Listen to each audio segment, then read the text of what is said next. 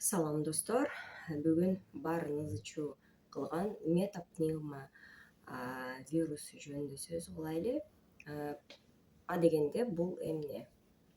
Метапневмония. Пневмония деген сөздү өзүңүздөр билесиздер. Баягы биздин өпкөбүз жабыркаган учурда демибиз кыстыгып, жөтөл пайда болот, жана ошондой эле температура көтөрүлгөн абал. Бул пневмония. Метапневмония бул ошо вирустун козгогон вирустун натыйжасында ошентип метапневмония человека деп айтышыптыр. Бул каяктан келди? Баягы эле Кытайдан келди. Буга чейин өзүңүздөр билесиздер, COVID-19, птичий грипп, свиной грипп деген өпкө жабыркаган көбүнчө вирустардын баардыгы Кытайдан келген, эгер хронологияны карасак. Ал эми бул жөнүндө эмне деп айтышат?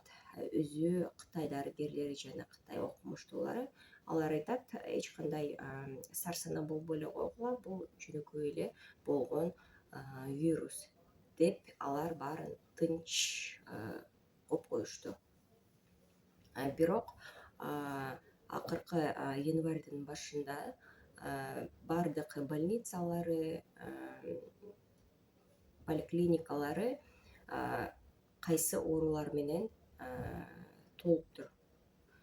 Бул метапневмония, грипп деген оорулар менен баардык койкалардын баары толуптур. Жыйынтыгында алардын өздөрүнүн тесттери бар.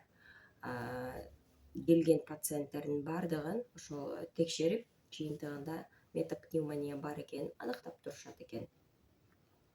Ал эми бул абал Кыргызстанда кандай жана тесттер барбы, келдиби? Буга чейин декабрь айында 24-жылы бизге дагы тесттер келет экен деп даярданып аткан. Менин коллегаларымдан сурасам, ал эми азыркы абалы кандай экен, мага комментарий аркылуу жазып жиберсеңиздер абдан сүйүнөм. Азыркы заманда мен деген Турцияда болуп тургандыктан жаңылыктардын баардыгынан алыс калдым. Ал эми Турцияда эмне деп жатышат? Бул метапневмония жөнүндө эч кандай маалымат жок. Жада калса канча оорулар кайрылышты деген жөнүндө деле эч кандай маалымат жок Турцияда. Алар айтышат, булар деген буга чейин 5 жыл мурун ковид козгогондо алар дагы ызы чуу болуп, анан баардык фарм компаниялардын баардыгы иштеп алышты. Бул дагы окшогон бир махинация болушу мүмкүн, калп эле ызы чуу салып атышат деген ойлор дагы бул жакта кетиптир. Ал эми метапневмония жөнүндө кандай симптоматикалары бар?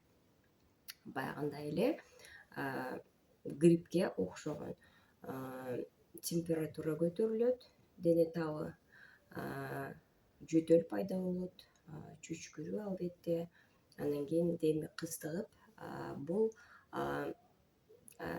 степень тяжести деп коет го, ошого жараша. Бирок орус Кытай дарыгерлеринин айтымына караганда, бул көбүнчө 14 жашка чейинки өспүрүмдөрдү жана жаш балдарды жабыркаган вирус деп айтып жатышат, жана көбүнчө жеңил формасында өтүп жатат. Ошондуктан сарсанаа болбой эле койгула деп, баарын жайында деп айтып жатышат.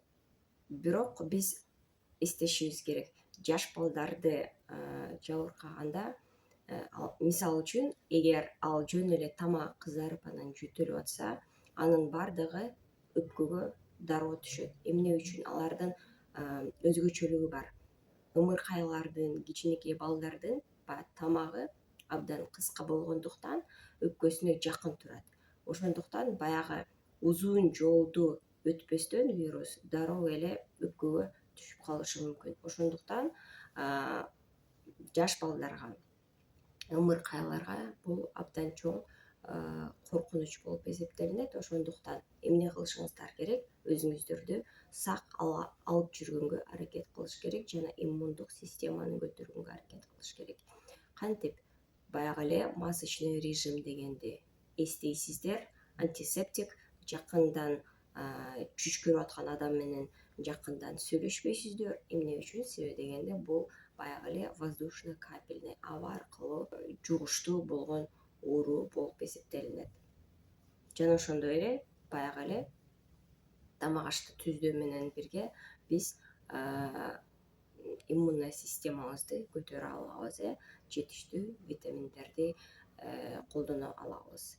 Ал эми бул метапневмониянын атайын бир дарылары барбы деген суроого Кытай дарыгерлери жок, эч кандай специфический болгон дарылары жок. Жөн эле кандай симптоматика болсо ошого жараша дарылаш керек деп сунуштап жатышат. Биз билгендей 5 жыл мурун ковид дагы кантип башталды эле эсиңиздерге салып кетсем, декабрь айы болчу, 19-жыл ызы Кытайда гана болгон. Анан кийин январь айында дагы ал жакта күчөп баштаган карантиндерди алар кылып башташкан ошол убакта. Бирок биз баары бир деле булар деген баягы эле птичий грипп, свиной грипп деп ызычуу болушкан деп ошого биз сарсанаа болгон эмеспиз. Жана ошондой эле дүйнө жүзү дагы даяр болгон эмес. Бирок февраль айынын аягынан баштап, экинчи жарымынан баштап ызычуу дүйнө жүзүнө жарыяланып, натыйжада эпидемия болуп кетти. Ошондуктан биздин ал убактан бери тажрыйбабыз бар жана ошону унутпаңыздар. Кандай мындай иш аракеттерди кылдыңыздар эле өзүңөрдү коргоп калыш үчүн, ошонун баардыгын эсиңиздерге салып, масочный режимге өтүп, өзүңүздөрдү сак саламатта алып жүрүңүздөр.